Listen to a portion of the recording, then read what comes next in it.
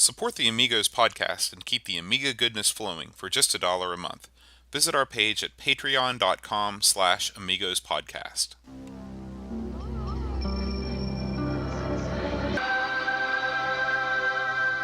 Amiga, the first personal computer that gives you a creative edge. Amigos, the podcast about everything Amiga. Amigos is a proud member of the Throwback Network, your home for quality retro podcasts. And now, here are your hosts, Aaron Dowdy and John Bodovkar Schaller. Hi everybody, welcome to Amigos. I'm John. And I'm Aaron. And today we're going to talk about Midnight Resistance. Ooh.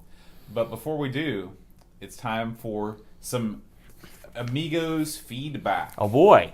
Okay, we got a letter just today that I printed out using Google Cloud Print. Are you aware of? No, I used AirPrint. Do you know there's like multiple ways to print from your phone?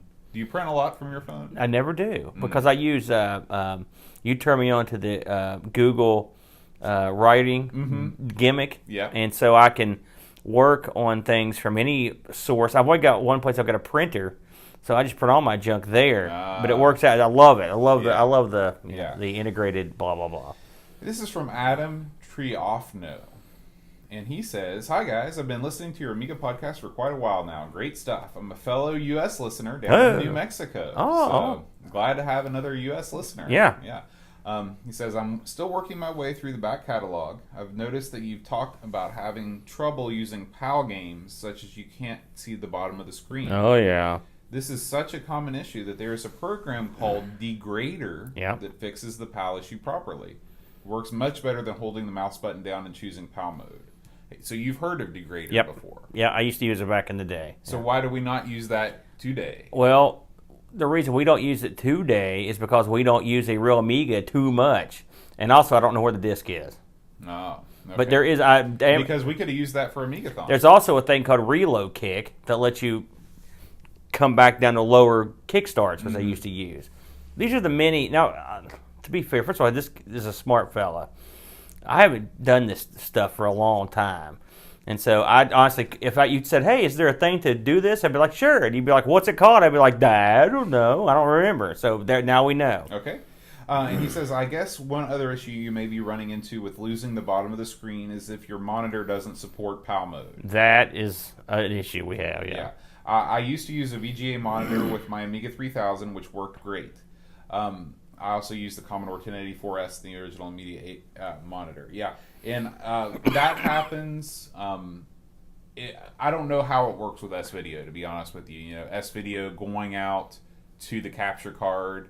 You know, I think the capture card can take PAL or NTSC signals. So I'm not exactly sure that is the issue as much as maybe just running. Like I was thinking about the Prime Mover game, the motorcycle game where the dash was cut off. Yeah.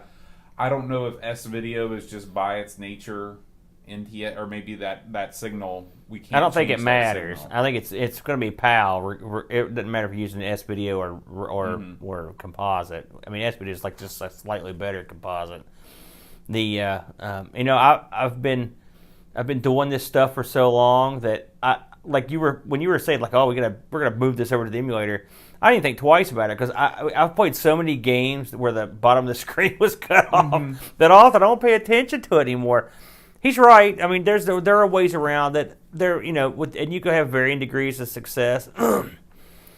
I'm old, and I have now found my new toy, which we've got a separate video coming out on, which is Amiga Forever, the newest version. It will be my number one source for playing things that my normal Amiga has trouble with. It's very, very good. And so, and honestly, there are ways around from a hardware perspective that you can get to take care of this stuff, but they're expensive. And I have spent so much money this summer that I can't tell you how much money. I won't be buying any special goodies for a while. But it's a good tip. I'm sure I can find that ADF somewhere, and we'll knock it off and try it. Okay, it'd be worth trying just for an Amigos Plays or something. Yeah. New Mexico, by the way, because we don't hear much from people way out west. No. Just a couple, right? We had. So it's kind of neat. Didn't Will live in Colorado? And he's moved out to New Jersey. New Jersey. Interesting. Yeah. So. Yeah. He says, I do have one question. Maybe you can bring it up on the show. I'm bringing it up on the show. Is there a hardware switch that will allow you to switch in and out of PAL NTSC mode? I bought an NTSC CD32 about 10 years ago, not understanding that all the software for it was PAL. Yeah, I so had it's the a same pretty problem. difficult machine to use easily. It would be great if I could install a PAL mode hardware switch. Okay, I actually know something about this. Awesome. I figured you did. I also have a NTSC CD32. Now, there's the good news and the bad news. The good news is, aside from the hold both mouse button gimmick and swap there, that's sort of a software switch. And I've noticed that some software for the CD32 that's PAL, it just flat out won't run on the NTSC one. It just won't work. There's nothing you can. Well, there's a chip, and I'll put something up on the Google Plus and Facebook, or maybe I'll email this guy directly. There's a chip on the CD32 that you can wire a switch to, and lift a leg, wire a switch to it, and when you flip that switch, the CD32 will think it's a PAL CD32. Now, before you get excited, this doesn't make it work in PAL. Okay, it's still an NTSC CD32. There's nothing you can do about that. But what this does is it from a hardware perspective, it tells the software that this is a PAL CD32, and that will allow it to run things that wouldn't run before. The video output, you're on your own. You're going to have to find some way to, do your SCART thing, or you're going to have to do something else. But you can install a simple toggle switch. It's a pretty easy little trick. You just lift the leg up and solder one leg to ground and one side of the switch to ground and one side to the other to the leg, and you're basically just shorten it to ground or not. That's what the switch does.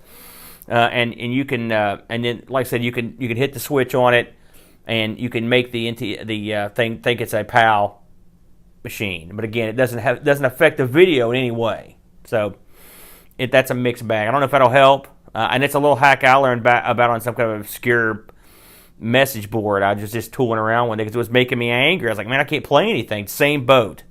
The problem with those NTSC C32s is, like you said, there was very little released in America or for the NTSC, since it was only released in Canada and a few other places. So it's kind of a bummer. But I hope that helps, man. Like I said, I think I made a video on it. I think I'll link it up. Awesome. Let's see. So that is Adam's email. Thanks for writing in, dude. Yeah. Why don't we talk a little bit about what happened last week? Yes. Amigathon. Right. Amigathon 2017. What are your thoughts on Amigathon 2017? I really enjoyed myself. It was fun to... first of all, we got to thank everyone that made it happen. Aside from thanking you, because you did a tremendous job, the amount of technical prowess that was involved in making that run smoothly was off the charts. And I'd say, that was probably the smoothest thing you've ever been a part of. Yeah. I was very surprised it worked as well as yeah. We got to thank everyone that contributed, which was awesome. We got to thank Dreamcatcher in particular, this was effectively his baby. He kind of let us jump in and try to help out, and we raised a pretty good amount of money. It was, what was it? It was 715 pounds. A little over $900 American, which, hey, that was way more than I thought we'd be able to pull off. Playing Amiga games for 12 hours was great. There was a little lull right around the Shadow of the Beast. I'd say that was the low point. It was just repetitively dying. Yeah. Thank you, 10 pints. It was brutal. And so that was the only part where I was, until the very, very end. That was the only part that I was like, boy, I'm getting tired. Mm-hmm. But the rest of the time I was up for it. I enjoyed having the real Amiga in the mix. We played probably about a third of the stuff on the actual Amiga, and that was fun. We had a good time. We had good visitors. Got to thank John for what's the name? Cadoba, yeah. Which is their local restaurant. I think they're a chain, aren't they? Mm-hmm. They were very kind. Contributed like a full spread of food, which was great. Yeah, and boy, that helped too, right? Mm-hmm. That made it a lot easier. Yeah, it was great to be able to we had some other people around, so when one of us got hungry, we could just get up and feast on the delights that John brought. It was great. We really appreciate John stopping by. He was on the show and played some games with us. My brother, he was here. And Chad, our buddy Chad was here. Closed it out, did the honors of the pie ceremony. Yeah, that was great. It was nice to have my son here and my girlfriend, and that was fun to get. Luke was real excited about playing games on the show. And he loved beating everybody at the motorcycle game. But no, I mean, I thought it was I really can't say a bad thing about it. I enjoyed every single part of it except for the end. But I will take one for charity any day of the week. And if I can't remember how many people paid to see me get hit in the face with that pie. It was like 90 pounds. Thousands of people. 90 pounds were donated toward my getting pied in the face. And so the way I look at it, it was 90 more pounds for Make-A-Wish. So, I was pleased. And I like the way you're cutting them up. And we're both posting one a day, aren't you? And so they'll all be available. You'll be able to watch the whole Amigathon if you missed it, or if you feel like going back and catching some of it again. We got to see some new games that were a lot of fun. Yeah. We played some games I'd never heard of. I'm really excited to look maybe a little bit deeper, especially with one of those games we played, Lost Dutchman Mine. It seems like that one was deep, but it wasn't quite so deep that I couldn't possibly never understand it. I was impressed with Hunter, which I had heard the name, but I never played it. For given the hardware you were running on and what they were trying to pull off, sort of an open world, multi-vehicle, landscape gimmick, that was impressive. I liked the motorcycle game we played. Not No Second Place, but what was the other one that had the real crazy name? Prime Mover. That was one that just came out of nowhere. I really enjoyed that. Yeah. I enjoyed watching the demos. Yeah. I hadn't watched a lot of Amiga demos before, so that was cool. So thank you. I think that was Ravi that donated some money for us to watch the demos. We got to see a lot of neat stuff. 12 hours of just playing Amiga stuff that we had seen that we hadn't seen. We could fill up 1,000 hours of just sitting there because the library's vast. I've got to be honest with you. I thought that it was going to be a real drag to stick to Amiga for 12 hours. I thought, man, it's just going to be, we're going to have to play Lionheart for like 4 hours. And listen to you. Once we started, how dare you? Once we started this thing, I mean, the time just flew by. It really flew by. It did. It was amazing how quick it went, and we had no concept of time. I had no idea. Yeah, it was like being in a casino. You come in, it's dark, and you leave, it's dark. It's catered. Yeah. You go up there and eat. You go play. It's very simple. Have a little drink. I think I might do things differently next time. I'll need to figure out a way to where I'm not having to be on the laptop so much. When I watch some of the videos, I feel like I'm not as involved as I should have been because I was trying to update the coming up next. Yeah, well, you need to get a producer, and we just need to find a producer that'll work for free. Yeah, and get it for 12 hours while we play games and laugh at him. Shouldn't be too tough. So, but I think on the whole, Amigathon was a big success. Oh man, I couldn't believe it. Both the marathon and the review marathon that Dreamcatcher did, I thought they both, were great partners in this tribute to the classic 1993 original, Make-A-Wish Amiga partnership. If you think about it, Dreamcatcher has written, and when Boat mentions the 12 articles, and he'll go into them a little bit later, when he mentions those, we did 12 hours of Amigathon. I wouldn't even want to hesitate to guess how many hours it took him to write those articles. I mean, way more than 12. Because Dreamcatcher, you think maybe, he's doing 12, he's going to phone a couple. These are all just up to his high standards and are incredibly well done. Yeah. So, and again, this was all sort of he conjured this whole thing up, and hats off to him. Mm-hmm. And hats off to everyone that helped out, contributed, or even if you just stopped in to watch. We appreciate it. It was fun, and we had a good time. And if you missed some of it or all of it, we're going to have it all up on YouTube. It's coming up slowly but surely. And I'm hopeful that we'll be able to do this again, maybe around Christmas time. Well, we'll have to talk about that. I don't know. Well, man. Maybe if you're not in, I'll do a little something on my own set. Well, we'll talk about it. We got a plan. Aaron's not up for it. We got to make a plan. No, I didn't say that. He has no interest. What's that? Don't like charity? Is that what it is? Even he poo-poos all the people that have said, "When are you doing your next one?" I'm already going through withdrawals. He shoves all that aside. Well, we like I said, we'll have to sit down and think about it. Well, yeah. I mean, yeah, I'm down with that. I'm down with that. I'm not poo-pooing nothing. I'm down. I love charity. It was nice. I felt good about myself the next day. Good. You know. Good. Of course, the past week I needed a boost. It's been rough, folks. I'm telling you. But if you have any ideas for what we can do whenever we do our next marathon, we want to involve you guys and try and make it even better. So if you have ideas for things like donation incentives or things that you'd like us to play and stuff like that, score challenges, we're up for almost anything. So just send those amigos at what is it? Amigos at amigospodcast.com. That's our email address. One thing we didn't get to do this time that I want to do, which we talked about it, but it was so hectic, I didn't think about it the whole day, was to play some of those games online with people. Yeah. That would have been fun. And so hopefully the next time we do something like this, we can integrate that in a little bit. It's funny, when we got done with this, and I went home and took a shower, and I was thinking about it. I was like, man, that worked out pretty well. And that's when it occurred to us, we didn't even try playing that. And I don't know if because we'd planned on doing it. I didn't even think about it. It just completely slipped my mind. Yeah. But, it was a crazy blur. It really was. I didn't know what to expect. I'm like, man, is this going to be good? Right. Is this going to be the longest 12 hours of my life? But it went great. Yeah. So, but we'll like to maybe we can probably get that in next time. Yeah, absolutely. Amigo Studios East. Any updates? Well, no. We've gotten a lot of use out of it. I mean, my kid playing games in it, but we still only have the one outlet. I'm hoping this weekend, knock on wood, to get the other 4 installed. And then it's possible that before the end of the month's out, I'll be ready to do something there.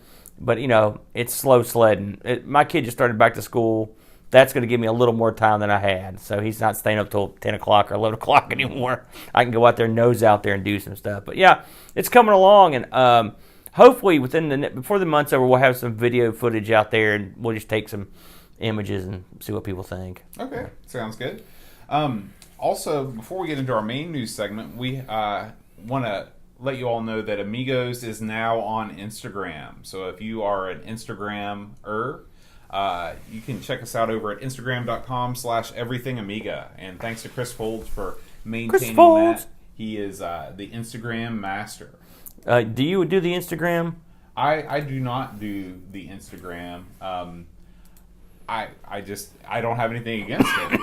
I honestly, and this is gonna make me sound like, I used to be at the forefront of all this stuff, and honestly, I think my phone got me on there once, but I really don't even know much about it, to be honest with you. Yeah, I mean, I know you post pictures on there. I think that it's kind of a social network that is only visual. There's no text. It's just that's me out. Yeah.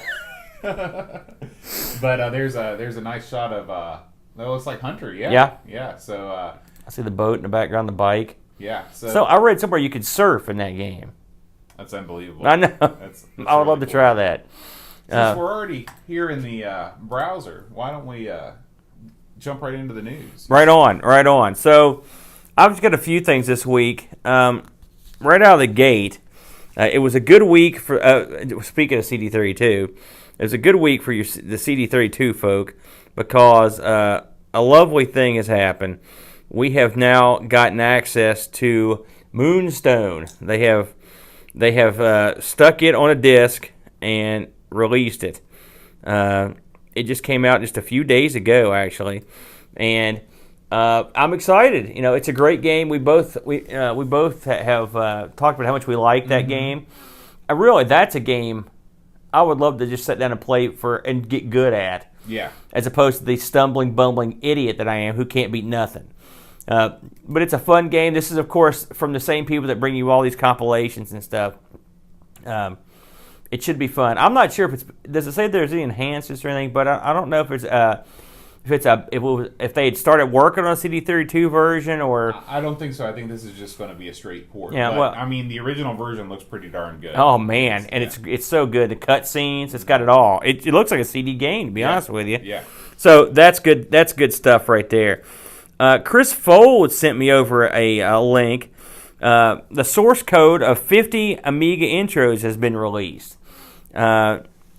These are the little intros that come up when you start a game. I think that's kind of cool. And if you're into that sort of things, you want to know this the source code. It's there. It's there for you. So something else I just picked up just right before showtime. The documentary which we've now both seen, Viva Amiga, has been released on DVD, and it includes over an hour of extra content. I may be interested in seeing the extra content. I liked Viva Amiga with a butt, and there were, like I said, as I recall, it's been a while since we watched Viva Amiga, but it was it wasn't the peppiest thing I've ever seen. There wasn't a lot of gamey type stuff in it. It wasn't bad. It was beautifully done. There's a lot of good swords who just want history and stuff.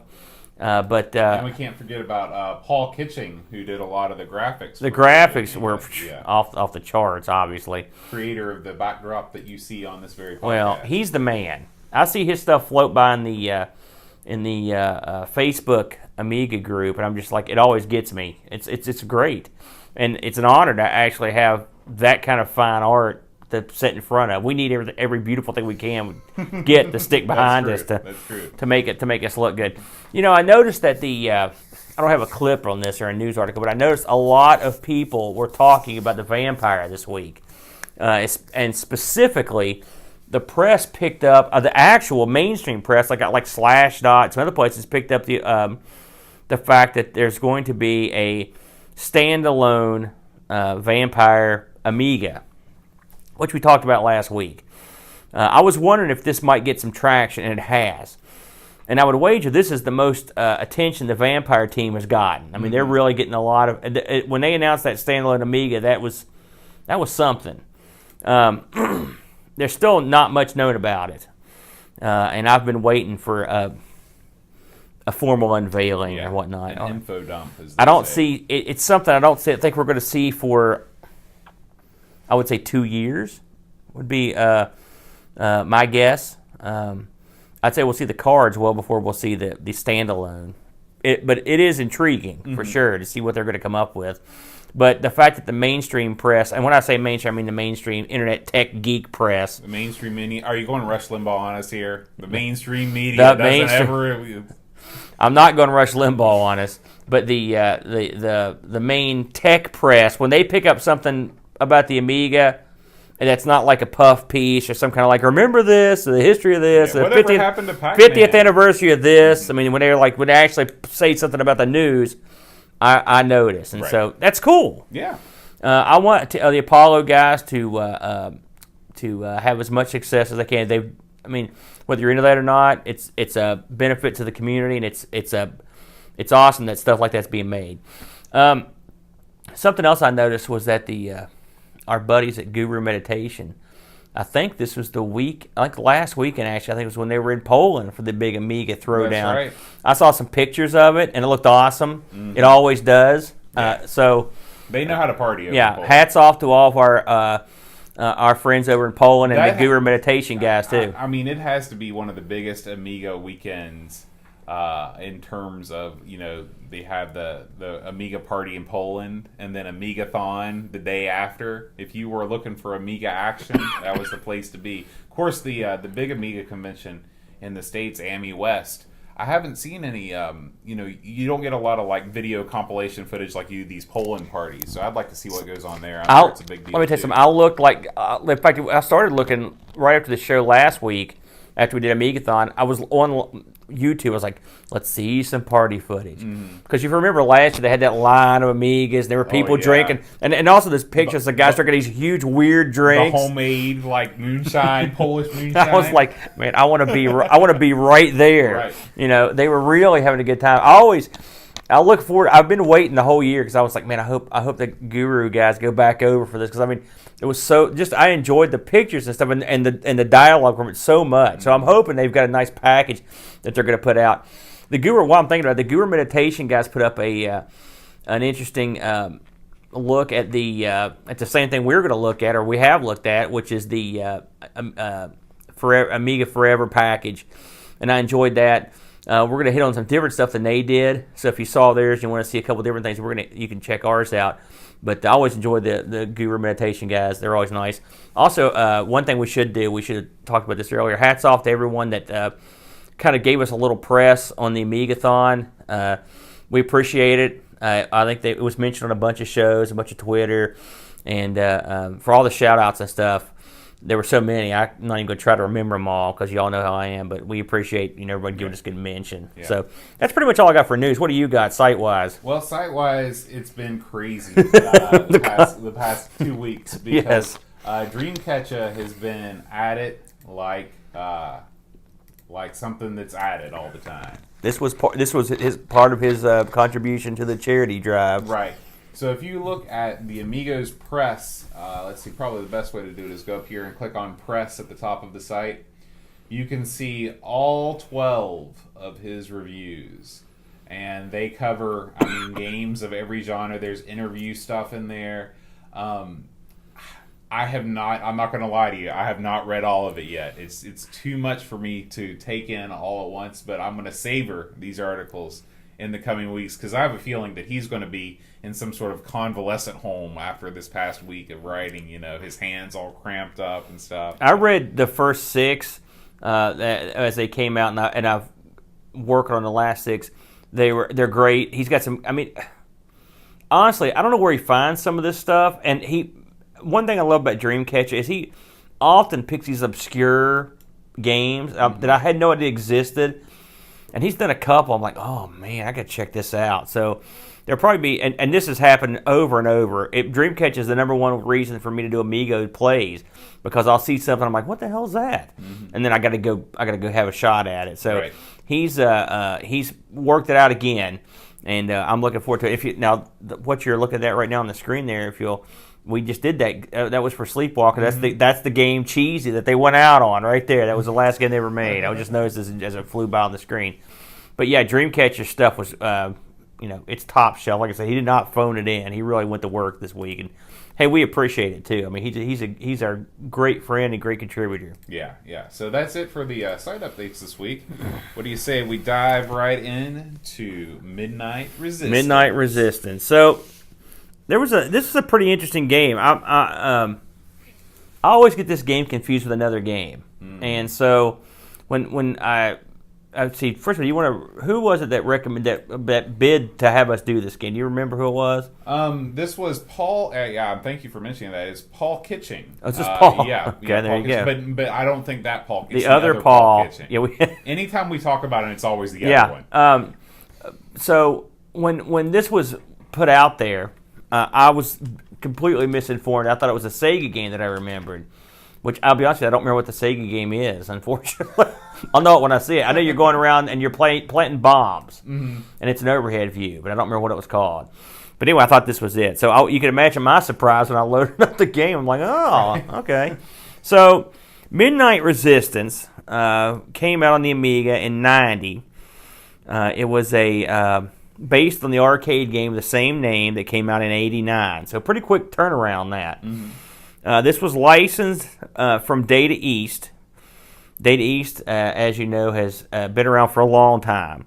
They had a lot of good games that they did. They did the RoboCops. They did on the Amiga. That was one of their license. They also had the Real Ghostbusters. You remember the Real Ghostbusters? Oh, yeah. It's based on the cartoon. Well, no. I remember, this is not the good Ghostbusters game for the C64. Well, I have not played this game. This is not that one. There was a cartoon. Yeah, there was a cartoon called Ghostbusters, but an old cartoon, right. And it wasn't the movies. And then so they had to call them the Real Ghostbusters. So this is the game based on that. Dragon Ninja, a.k.a. Bad Dudes. Yeah. Great game. Joe and Mac, Caveman Ninjas. There's a lot of ninjas in here. And the ABC football and another ABC title, I think it might have been It was football, and I'm trying to think what the other one was. It was like a boxing or something like that. It might have been boxing. Anyway, that was the Data East license stuff. Published by Ocean, of course. They do everything. Developed by an outfit called Special FX. I don't think we've covered any of their stuff. No, but they seem to be pretty highly regarded. I was reading some reviews, and people said special effects. Oh, they're awesome. Well, they did a lot of stuff on the Spectrum. They've done others. They worked the whole avenue of the British computer world, or that but listen, see if you see a common theme here on these. You've got they did on the Amiga. They did Hudson Hawk. All right, remember Hudson Hawk? Batman. All right, they did RoboCop 2. Red Heat. Did you ever see Red Heat? Is that a movie? Yeah, that was a movie. And The Untouchables. So, all movie licenses. The Untouchables is very highly regarded, and RoboCop is pretty high regarded. And I've heard Hudson Hawk ain't too bad. I've not seen the movie or played the game. I've always heard that Hudson Hawk the game is a lot better than the movie. It can't get any worse, from what I've heard. This is a 1 or 2 player game, which is cool. This was coded by a fellow named Ian Moran. He's an interesting cat, which I'll get into him in a little bit. His pedigree on the Amiga, he did a game called Alien Legion. He did a game called Carrier Command. Stop me if you've heard of any of these. No. Death Trap, Striker, and then Striker. I'd heard of Striker. I think that's the only one I'd heard of. Is that I always thought that was a Neo Geo game. Strikers? Well, I think Strikers was an arcade port, I think. I think it's a soccer game. One thing I thought would be interesting is the musician was a guy named Keith Tinman. Amongst his, he did a lot of the stuff for FX, but one of the games he also did was Parasol Stars. He did the music on it. So, same guy. And this game has pretty good music, I thought. I don't know what you thought about the music. Yeah, I liked it. Yeah. I did. So, this game's out on the OCS ECS game. It got ported to a lot of stuff. I've heard that the Amiga port's the best, and that the Amiga port, and of course we haven't tried the 2-player option, but it's the only one that brought the 2-player option home. Now there are some interesting things about this game that I didn't know, and this is the arcade game. This game had a 8-direction rotary joystick. Did you know that? Well, it would have. No, I didn't know that, but it makes sense because of the firing. Right. If you play I will say, I thought they did a pretty good job of transferring that over. If you remember a game called Heavy Barrel, we used to have it at the pizza place I worked at. Daveronis, that's right. And we had Heavy Barrel there. That thing's demo mode over and over and over as I sat in that restaurant. It had 2 rotary sticks, just same exact way, and it worked pretty well. I always dug that. Now, was Heavy Barrel, was it the same sort of viewpoint? It was not. Okay. It was a top-down. Like a Atari Warriors. That's right. Thing. This game is, I've read that this game is the sequel to that. Okay. Okay? And it shares some play mechanics, but they turned it around like Contra style, right? And it made the transition. I thought it was interesting that, I don't think this game is in the arcade, I don't think it's as pretty as Heavy Barrel. But I thought to make the transition to the sides, I thought it did pretty good. I've not played this in the arcade. Have you ever played this in the arcade? No. I watched it being played, and like I said, some people hate those 8-way rotary sticks. I kind of dug them. They allowed you to run while turning the chute, and so it was sort of like having the same abilities you would have in, say, Robotron or Smash TV with only 1 stick. Not bad. Right. So I kind of dug that. Anywho, this came out on a bunch of different hardware. The Amstrad, of course, the Atari ST, which it looks like from what I read, the Atari ST version of this and the Amiga version were sort of put out about the same time. The C64 had a port. And then probably the most famous of the ports was the Mega Drive / Genesis port of it. That's the one that gets a lot of talking about. And also there was a Sinclair ZX Spectrum version of it as well. We're watching, if you're watching the video right now, we're watching a little footage of the Spectrum version. And boy, that Jeep animation, that's something else. It's chugging along at 1 frame per second. Well, I think it's the Spectrum version that is really there's one version of this that when it got ported to the house, it was very different than the other versions. It was just they sort of went out and made it quite a bit different. And I think it was the Spectrum version. So I mean, they took a lot more creative license on it. So what is this game? It's actually pretty simple. You go right at most of the time, and you shoot everything you see. The premise of the game is that it's set in the future, and you control a member of a resistance outfit, and you are on a mission to go out and find what you eventually find this out in the game. I don't think you know it at the beginning, but you go out to try to find your kidnapped family. All right, there are 6 of them. In the arcade, they don't have names. In the home versions, and specifically the Genesis version, the main character is named Johnny Ford, and the bad guy is named King Crimson. So, when I think of King Crimson, I think of the band, Right. and I think of the album, In the Court of the Crimson King. 20% Schizoid Man, and some of their other songs. So that album, that's sort of an experimental rock album of the 70s. It's been a long time since I heard that, but I dig it. I remember liking it. I think was that Adrian Belew was in that band. I can't remember who was in it. You know better than me, Bo. You know a lot about that weird it's stuff. funny. I just read an article about them, but I don't know. I don't know their personnel. Like I know, of course, ELP. It's easy to know their personnel. Yes. ELP. Emerson, Lake and Oh yeah, that is a simple one. But they're all kind of cut from the same cloth. That prog rock. Yeah. So again, in the arcade, you had a rotatable joystick, and this you don't. But it doesn't really matter too much. You run around and you shoot everything you see. This game has an interesting. It's an interesting game in a couple ways. The end bosses I thought were strange, and I mean, we're looking at this video right now on the screen, and this is the one that really caught my eye, where you're fighting these rotating blades. Now, I watched this. I played it as far as I could get, which wasn't real far, but I've also watched this thing to its completion. I watched the arcade to its completion. Everyone considers the Amiga port the closest to the arcade. And I will say that the Amiga version has all the same bosses, and they're not as fancy, but they're very similar. And they including the saw blade part. But this game's got some pretty interesting end bosses. At one point, you fight a battleship, and you have to sink it. And there's a couple points where you fight these these blades, and you're fighting these combat vehicles. Mm-hmm. And I guess when your game doesn't have sort of an alien subtext, it's hard to come up with good bosses. Because if you think about shooters like this and other games, like the Contra games, you're always fighting some sort of weird organic matter. But in this game, I guess they just wanted to go hard science, and you got to take down that battleship with your machine gun. Well, another thing that's neat about it is, for example, in the saw blade, the main saw blade screen, you also, after you beat the saw blades, there's this sort of if you ever watched Batman the animated series, there was an episode where this computer was trying to take over the world, and the computer's name was Horvath, I think. It was this big, tall computer with one eye stuck in it.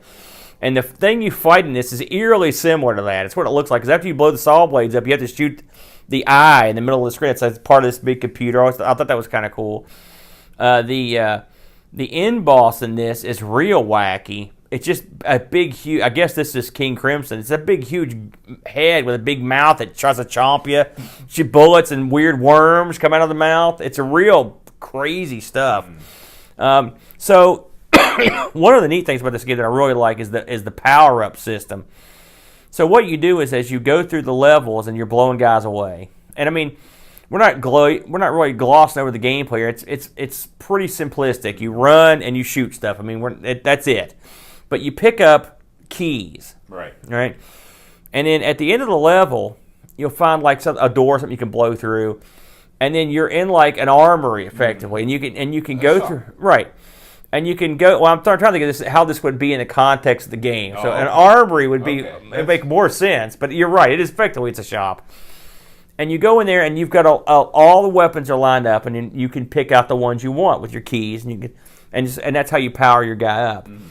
They've got some pretty wild weapons in there. They've got these things that hover around you, and flamethrowers, and they've got spread shots and stuff. They've got a pretty good selection of weapons, and they do help a ton as you go through it. All that said, give me your thoughts on the game. Well, coming off of Super C, this thing plays like a dream. Yeah. I was thinking that when I loaded this up, I was like, oh boy, this cannot be worse than Super C, and it's not. It's not. Although, truth be told, to me, it runs a little bit slow. It's a slower pace than what I would like. Your bullets seem to move incredibly slow. The enemies run slowly. If they could have just made this run maybe 10 or 15% faster, I think it would have made it a lot more exciting to me. To me, as you move through the levels, it's just sort of trudging along. Your objectives never vary. Of course, in a game like this, your objectives aren't going to vary, but you literally just blow everything up that moves. I can't knock it for what it is. That's what it is. You've got a good variety of weapons that you can deal with. I like the fact that there's the key system is neat, and and trading in your keys for different weapons. It's a lot better mechanic than the Contra drops. Yeah. Thing. And when I lost my stuff, I didn't feel like I was totally screwed. Mm-hmm. There are a couple scenes that I didn't get. Unfortunately, I found out about the cheat codes of this right after I'd finished playing it, and I would have helped. And there are some cheat codes. I'll give them out here at the end. I didn't feel like I was completely screwed. I felt like it was a fair game. I thought How did you feel about the speed? Were you happy with the speed? Well, if you watch the arcade version, it also is pretty slow. It's faster than this, though. Right. Part of it is, though, this is the kind of game that is it is built to be a little slow. And the reason I say that, it's a good example. You've got your bullet hell shooters, right? Well, this is more like bullet heck. Mm-hmm. The bullets float in. A lot of the stuff in the game is floaty. Mm-hmm. And I personally need a slower pace to help me. I wouldn't have done as well at a quicker pace. So I thought it was about the right speed for me, but I can certainly see where someone would think it was too slow. Mm-hmm. I thought these aren't my favorite type of games, but as far as these type of games go, I felt like I wasn't overwhelmed for the most part. Now there are some areas you can get to. I watched a video of this, and there's an area where the end boss where you're fighting like a fleet of jets. Did you see that one? No. And it sounds ludicrous, but your guy comes. I'm just trying to picture it in my mind. He comes up on like a sun setting, and you see these 8 jets streak across the sky, and then one by one, it's right here. Yeah, they timed it perfectly. One by one, they come after you, and then when you blow those up, you'll see that they'll zoom out again. You'll see, okay, there's 6 jets left. I don't know how anyone could get past this level, and I've read that this is a real tough level, and it looks tough. Well, if you look at our friend Zoostaz playing through this, I guess there's one exact spot you can stand and just repeatedly fire and not get hit. Well, he just got hit. Yeah, so there were some parts that looked really tough. This is a game that I think if I played it long enough, I might be able to be halfway decent, and I felt like I did pretty good. But it wasn't like gangbusters at it. And much like most of my games, I couldn't be consistently good. I could get, I did okay. It's funny, I read an interview with Ian Moran, who coded the game. This is sort of his baby. He had some interesting tidbits on the game. He did all of his art with D-Paint. No surprise there. How many times have we read that over the years? He says they shared, the ST and the Amiga version shared a lot of data, graphics and stuff. It took about 5.5 months, which is he says that's pretty much typical. He says that one of the neat things about it is when they started to do the game, they didn't get the source code or anything like that. But they had what's called the suitcase, right? And I was like, what is that? Well, what that means is someone from Data East showed up at their office with a suitcase that had the arcade board in it. Really? And it was set to free play, and I guess they had a machine there, and they got the playthrough, I think, at one time, and he recorded the whole game, and then they used that as the basis for the game. But they didn't have any source code to look at all. And so, but that's another thing. I mean, it's constantly astounding to me. All because this happens all the time with arcade ports, where they say they didn't give us anything to work with, and we had to. It's amazing to me that some of these ports are as accurate as they are, considering they had no access to them. It is quite remarkable. Yeah. He also mentioned that this was probably the most fun he had developing any of his titles. He liked the crazy end bosses and stuff. He said it was the ones that transform. There's one I think that I'm thinking of. We're talking about that boss transforms into something else. There's actually a couple. And that he said those were tough to code, but he said for the most part he had a good time doing it. So this game is pretty well regarded, and the reviews. It's funny for this game. This game has more reviews than I think any game we've ever looked at. I mean, it was just a long list of reviews. And when was this game released? 1990. So this was kind of at the height of probably Amiga in print. Yeah, I mean, I'm looking right here at my list of reviews, and I mean, it's like 17, something like that. So the lowest review it got from anybody came out in 1992, and you know how they usually brutalize those old games. The lowest review it ever got was a 67. That was the lowest review. And the highest review it got was a 92 right when it came out. And most of the reviews are in the 80s. And that, which is, I consider that, considering some of these guys, you know how some of these magazines will kill you. Yeah. Like Amiga Joker, notorious for crushing stuff, gave it an 85. Not bad. The main places I usually look are Amiga Action and Amiga Format and Amiga Power. And they all gave it scores in the 80s. That's pretty good. So it reviewed well, and presumably it sold well from what I was able to read.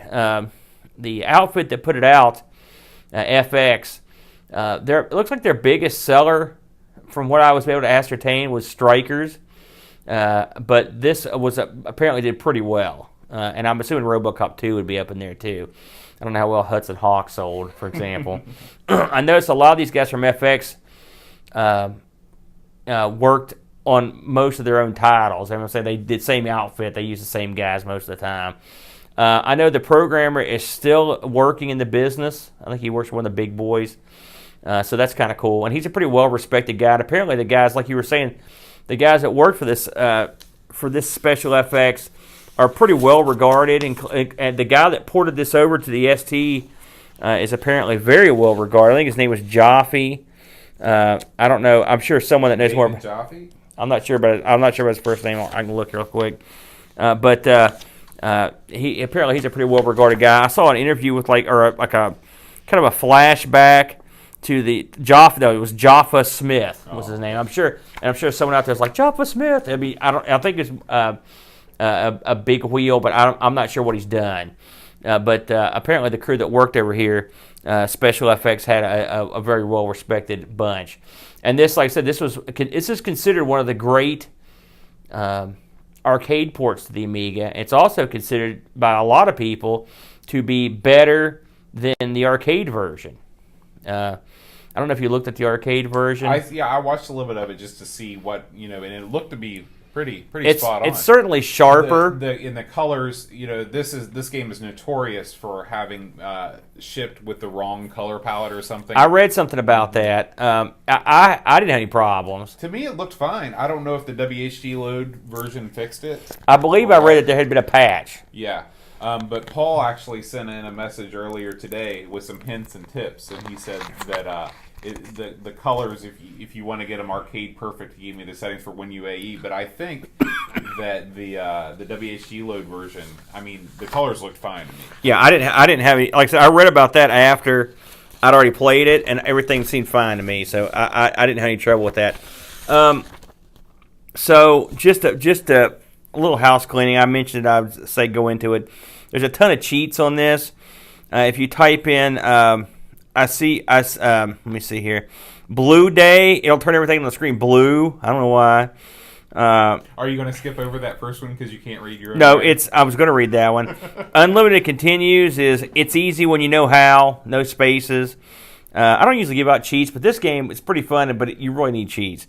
You can get programmer messages in this. That's another reason I wrote these down. One, I am a friend of Ian's, all one word. One, if you type in hellos with an S. One, if you type in version. One, if you type in credits.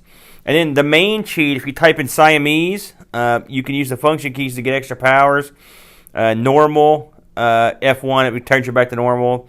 If you hit F2, you get auto fire. F3, you get three-way fire. And F4, you get shotgun power. So kind of neat. I wish I'd known about these before I got repeatedly killed. But like I said, I had a good time. I try not to cheat but until I absolutely have to. And I really absolutely have to, frankly. But it was cool.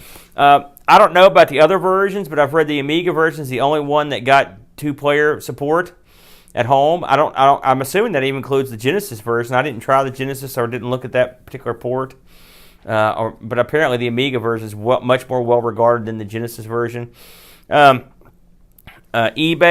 I had a look. The pickings were slim. There was one disc in France for sale on eBay when I checked. They wanted $12 shipped U.S. I did see that a box copy had sold in the U.K. Recently for $23 shipped. But this is not an expensive game.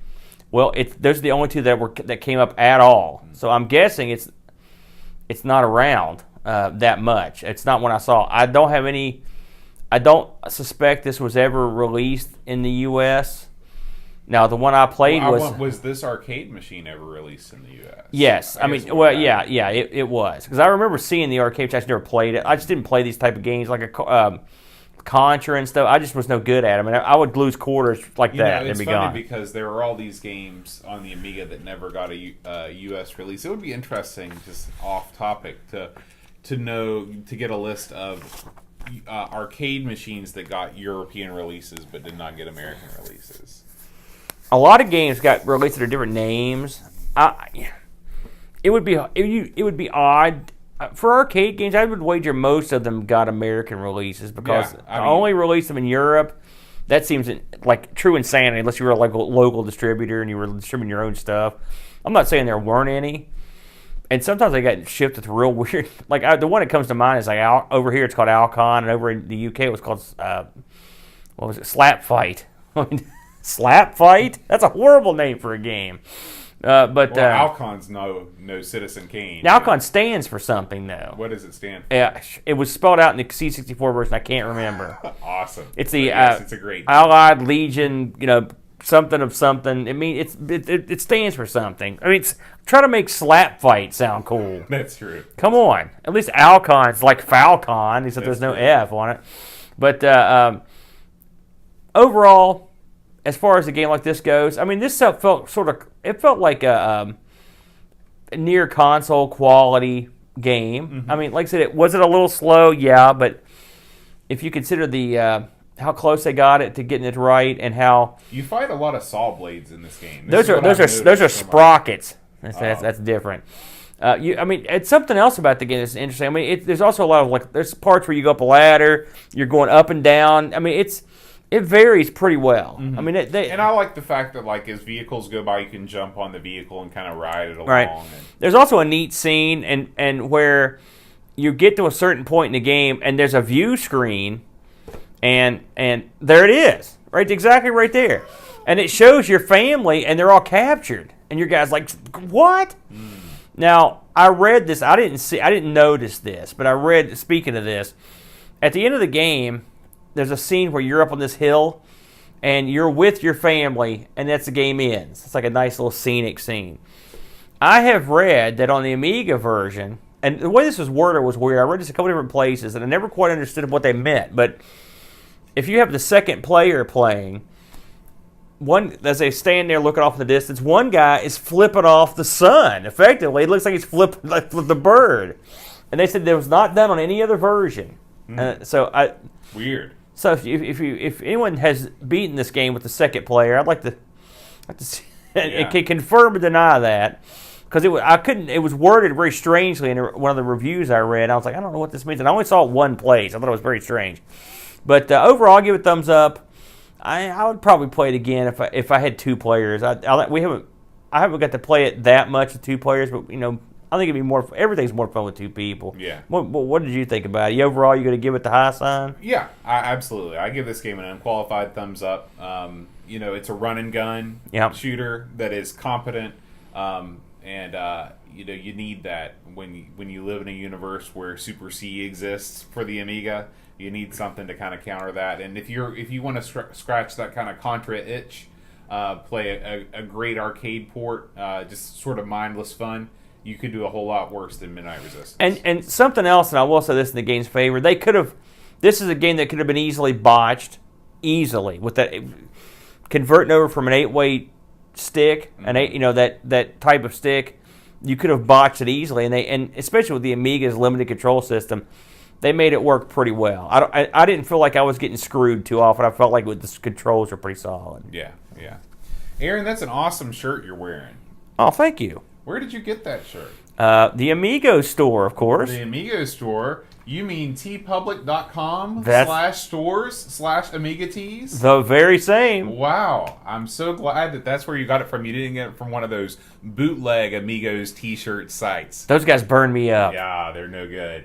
If you go over to our TeePublic store, you can get to it from everythingamiga.com, or you can go directly. We have... I'm glad that tickled you. I thought you were telling everyone to go die. Were you? Oh my God, Bode. Sorry, guys. It caught me in mid-drink. Jeez. It's like that scene from Indiana Jones. What? Is there anything I can do for you? I certainly hope you'll die soon. God, Bode. Carry on with your pitch. Be more careful. So you can get any one of our multiple award-winning designs. So we've got the Amigos Are Scum t-shirt. Aaron's sporting our Amigos Staff and Supporters t-shirt. I got pod in the Amigos Are Scum t-shirt. I'm not happy. That's right. You can get, there's a poster we have here with the first 100 episodes on it. And Bo got me this poster, and it's really cool. Yeah. So check that out. And then we also have just some more general Amiga tees, too. One that's got a Workbench sign on it. The ever-popular Atari ST garbage can. I'm not affiliated with that particular T-shirt. And the Psygnosis shirt is actually sold. I believe that John has that one. Yeah. And so I'm so jealous that one's on my list. And it looks like for the next 37 minutes and 58 seconds, everything is on sale. Wow. So if you hear this... How's that going to work out? Yeah. You better post this quick. Yeah, if you hear this, then all the teas are on sale. So get there quickly. And don't die. Yeah, and don't die. I don't want you to die. Oh, jeez. So that's going to do it for... that hurt me. You're killing me. I'm sorry. You're killing me with your goofy ass. Your die. antics. Oh, shit. We want to thank everybody on YouTube Gaming for tuning in the chat. We want to thank the Hall of Light folks, those fine folks at abime.net. That reminds me, our friend over the website that we donated to this month, Indie Retro News. I get it right this time. He's taking a brief absence. He's taking a time out. So, to the fella that runs that site, I say, get your R&R. We need you back soon. Yeah, we depend on. We need your news, sir. That's it. The last people we want to thank are our awesome Patreon supporters. If you like the show and you want to support us, you can go to patreon.com/AmigosPodcast. I'd like to thank each of them by name, if I could. Ian Griffiths, Duncan Stiles, THT, Anthony Jarvis, Dreamcatcher, Adam Battersby, John Marshall, Darren Coles, Neil Mansell, Brutal Barracuda, Alan Kebab, David McCrandles, Gary Hucker, Will Williams, Ravi Abbott, Kim Tommy Humberstad, Josh and Jason Warrens, Lane, Eric Nelson, Graham W. Webkeep, Paul Harrington, Rob O'Hara, Lawrence LaRue, Jonas Rillo, Killboard Barman, Tapes for the Crypt, Adam Bradley, Chris Folds, Daniel Beanston, O'Brien Retro, Vintage, Chad Halstead, and Brent Dowdy.